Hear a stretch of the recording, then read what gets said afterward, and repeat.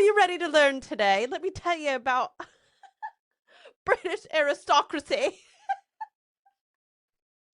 Imagine it's the late 1800s, 1900s, and you're a wealthy American heiress. You have a lot of money, but no title. Meanwhile, across the pond, there are bachelors who can't offer you a great sum of money, and that's okay. Daddy has enough. But they can offer you a title and a large castle. Easy decision, right? So you pack up 18 trunks full of ball gowns and diamonds and make your way to England, only to be carried across a drafty threshold of a cold, damp, deteriorating manner. Did I say that right? Deteriorating. Anyways.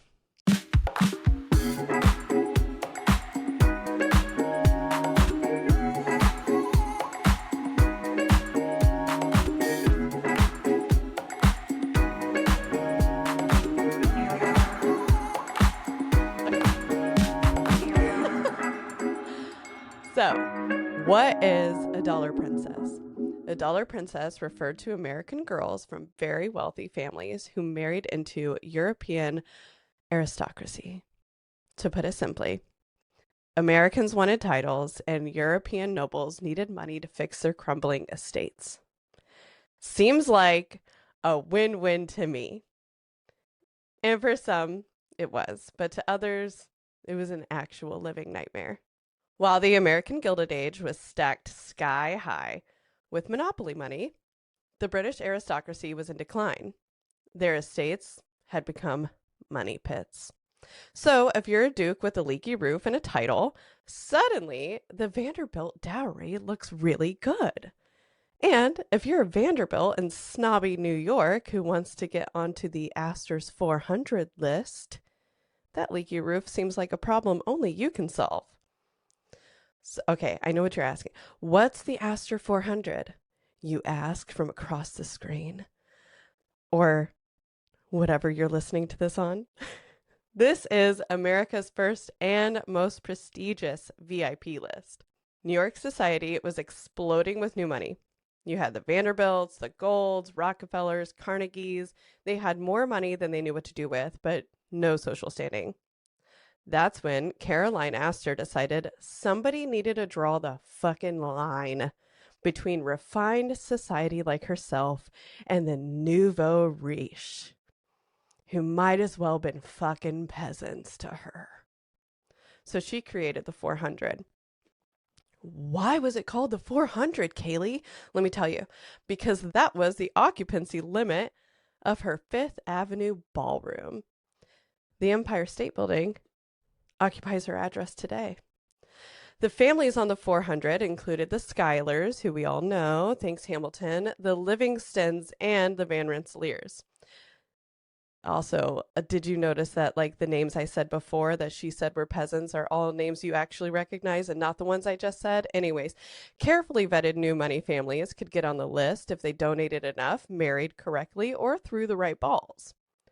Famously, the Vanderbilts got on the list after Alva Vanderbilt threw a masquerade so big and grand, Mrs. Astor had no choice but to acknowledge her. That reminds me, get back on track, Kaylee. This is about American dollar princesses. Okay, I'm so sorry. See, this is why I go off tangents. This is why I read about the Titanic for 40 minutes today instead of getting on here and talking to you guys. Okay, one of the most famous dollar princesses was Alva's daughter, Consuelo Vanderbilt. Consuelo was in love with Winthrop Rutherford, but her overbearing mother wasn't having it. Rutherford came from a good family, but he still didn't meet Alva's high standards. All of Alva's friends had children who had married well, but none of them had titles. So she was going to make sure that her daughter did. Rutherford went on to marry Lucy Mercer, who you might know as having an affair with President Roosevelt. For Alva, only a duke would do for her daughter. But there are only 27 dukes among England's noble families, and they tend to marry within their social ranks or within their family. Yuck. Alva accepted this challenge. Her daughter was beautiful, educated, and best of all, really fucking wealthy. On a trip to England, Alva met the ninth Duke of Marlborough. There was an episode where I didn't know how to say that word, so I'm going to say it the English way. Marlborough. It's Marlborough. Marlborough. He was also Princess Diana's sixth cousin once removed. The Duke already had a lady he loved, but he loved something more, and it was Blenheim Palace. Alva knew she had found the title she so desperately wanted for her daughter, and the Duke knew he had found a way to upkeep his beloved estate. Consuelo wasn't fond of English society. She found them to be snobbish, and they didn't want to cozy up to an American nobody, which kind of proves her point. The couple wasn't happy together and for years lived separate lives until they were able to divorce in 1920 after 14 years of separation. Her mom did support the divorce, so I guess it took quite a while for her mom to be like, whoops, maybe you should have married that Rutherford guy. Anyways, after Consuelo and the Duke's divorce, it became public just how much he profited from the marriage. $100,000 yearly, around $3.2 million today, and $2.5 million in railroad stock, which adjusted for inflation is about $81 million today. Yeah. Another famous dollar princess, Ginny Jerome, married the son of the seventh Duke of Marlborough, whatever. Lord Randolph Henry Spencer Churchill. I know you recognize some of those names. Ginny's family didn't want her to marry the son of some duke, and his family didn't want him to marry some American nobody.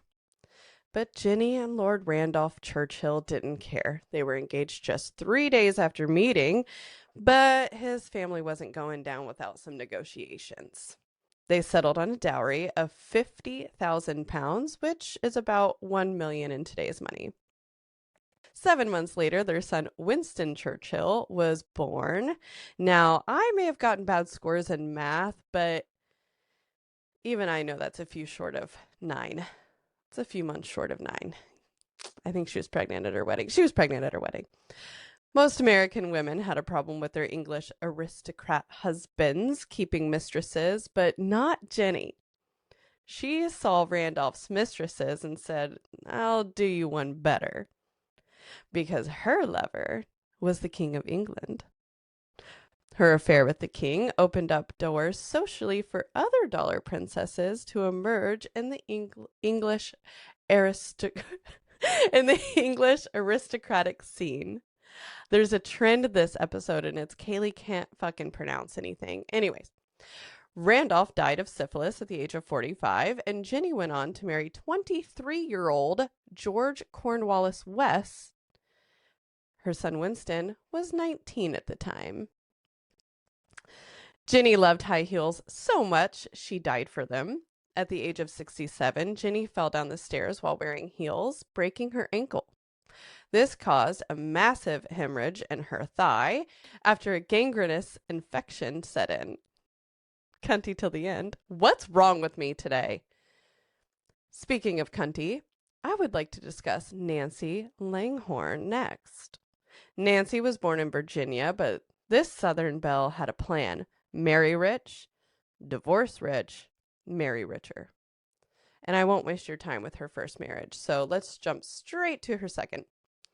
After her divorce from Robert Gould Shaw II, so he was also from a wealthy family, she wanted more. She moved to London, where she caught the eye of Waldorf Astor, the son of American-born Viscount William Waldorf Astor. They were married just 6 months after meeting. Not even lesbians move quicker than the wealthy people of the Gilded Age. Like most dollar princesses, Nancy was educated. She was sharp when it came to politics and successfully ran for a seat in the House of Commons as a member of the Conservative Party. But Unlike conservative women in America, Nancy advocated for women's rights and social reform. Don't get too excited, because also, just like conservative women in America, she had a sympathetic view of Nazism. She also went on to have a very legendary feud with fellow dollar princess Ginny Jerome's son, Winston Churchill. She is quoted telling him, "If I were your wife, I would poison your coffee." And he responded, "If I were your husband, I'd drink it." Which I would expect nothing less from Ginny Jerome's son. The dollar princesses weren't just pretty faces under a tiara. They were educated, smart women navigating a system where their value was in a dowry. They were transactions. Some of these women endured miserable, even abusive marriages. Some held political power, and some gave birth to Winston Churchill. Now that's range. In a time when a ballroom's occupancy limit decided your value in society, these women were negotiating their identities in a way that still feels familiar. Today, we post on social media, tying our worth to views, shares, and likes. In some way, we're still figuring out how to make our name in society. And with that being said, if you liked this episode, please like, comment, and subscribe.